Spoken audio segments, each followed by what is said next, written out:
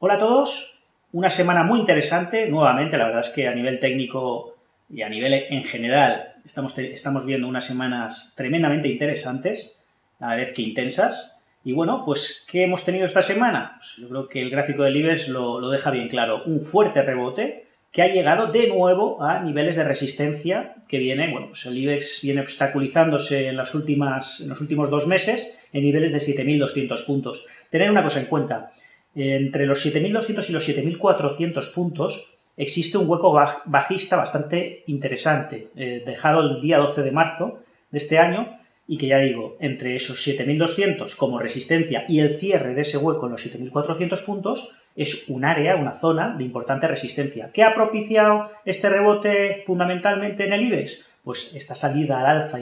importantísima, desde niveles de soporte que veíamos la semana pasada, Santander, CaixaBank, BBV, soporte de muchísimos años, pues ha habido una reacción bastante poderosa desde esos niveles de soporte, ¿no? Ratificándolos y ratificando la importancia futura de los mismos. Es decir, esto tiene dos lecturas. Una, de momento se ha podido reaccionar desde aquí, en un futuro, si se pierden esos niveles, la cosa puede ponerse muy fea en general.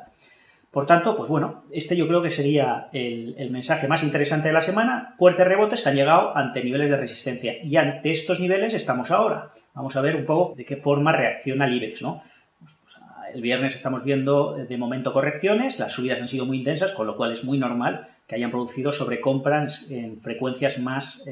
intradiarias que provoque pues esta toma de beneficios que estamos viendo, ¿no? Sobre todo a cierre de semana. Y luego yo creo que un gráfico también interesantísimo es el siguiente que mostramos, que es el del S&P 500 con su media de 200 sesiones. Es una media esta de 200 sesiones que es muy seguida por los economistas en Estados Unidos. En este caso, lo que estamos viendo en este estudio es que cada vez que el S&P 500 en los últimos años pierde de forma sostenida, y no me refiero a perder esa media móvil de forma fugaz y luego recuperarla al cabo de poco tiempo, sino que la pierde y se mantiene bastantes semanas debajo de la misma,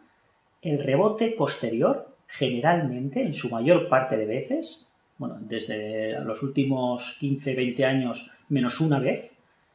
viene a tener problemas en la zona de paso de esa media móvil de 200 sesiones, al menos en un primer momento.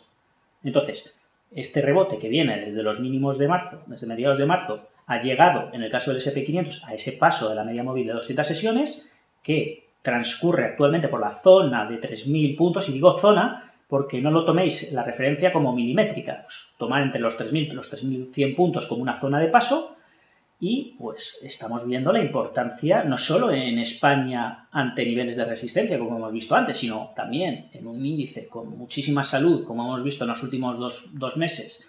el caso de Estados Unidos, que ha sido capaz de subir mucho más y de forma más sostenida que muchos de los índices europeos, como ante estos promedios de 200 sesiones, pues está ante niveles muy relevantes. Y esto coincide, como vemos en el tercer gráfico, con una llegada del índice Nasdaq 100 a los máximos, prácticamente los máximos marcados el 19 de febrero de este año, que fueron máximos históricos en los 9.736 puntos, no los ha recuperado totalmente, pero sí se ha quedado en los 9.570 puntos, apenas 150-200 puntos, y bueno, pues es una vuelta en V, es el único índice mundial que ha conseguido hacer una vuelta en V, recuperar todas las pérdidas provocadas por la crisis del coronavirus, ¿no? Entonces, bueno, esta llegada a resistencias del Nasdaq 100